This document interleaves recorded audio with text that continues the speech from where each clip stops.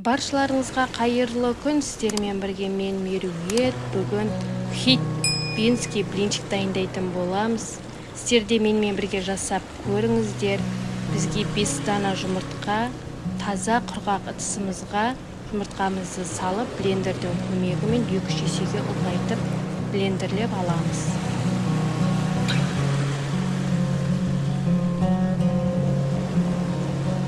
Егер де сіздердің блинчиктеріңіз дұрыс шықпайтын қыз-келіншектер болса, менің тәсіліммен жасап көріңіздер.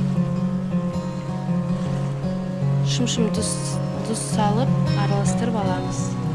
Осы кезде жылы сүтімізді дайындап қоямыз. Сүтімізді 2-3 бөлікке бөліп қойып блендерлейміз.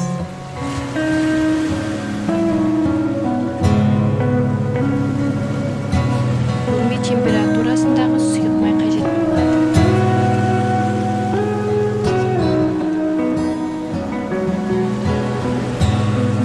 Ұнымызды салып жатырмыз.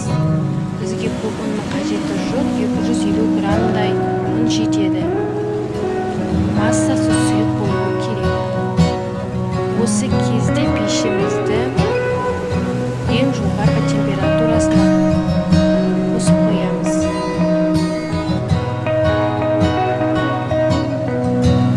Міне біздің массамыз дайын болды. Енді ыдысымызға құйып пешімізге қоямыз. 20-25 минутта дайын болады.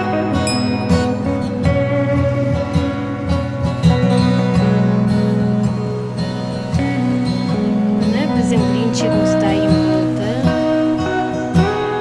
Енді салмасына мен омега-3 пайдаландым. Сіздерде әртүрлі салсаңыздар болады, фрукты пайдалансаңыз болады. Грек жаңғағын, орео печеньясын өз қалауларыңызға байланысты. Бір келкетіп жағып аламыз. Жақсылап орап.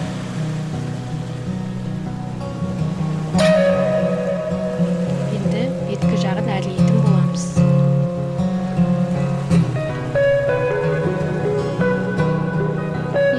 Мен петмо сливкиін пайдаландым.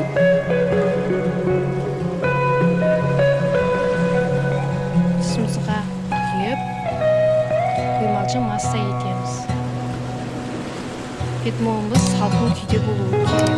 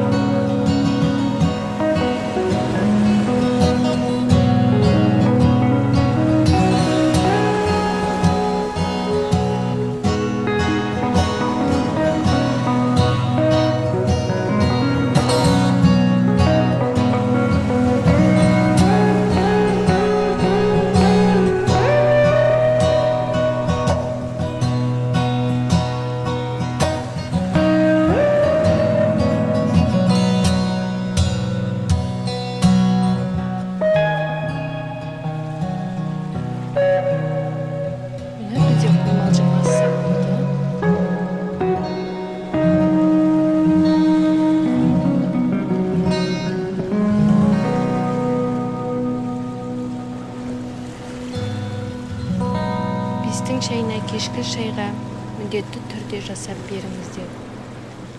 Клубника сгущенкамызды бетіне жағып жатырмын.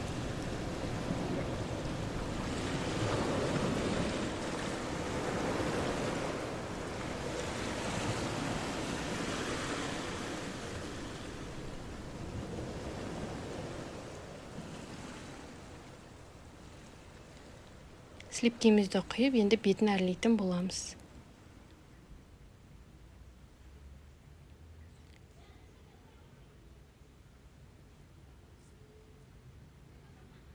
Қолымнан келгенше әрлеп жатырмын. Мен торт жасауға онша жоқпын.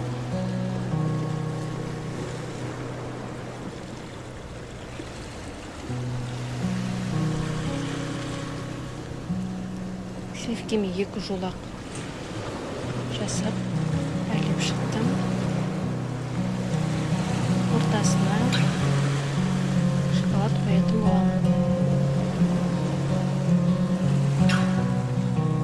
сіздер де осылай жасап көріп маған тіркеліп лайк басып комментарий жазып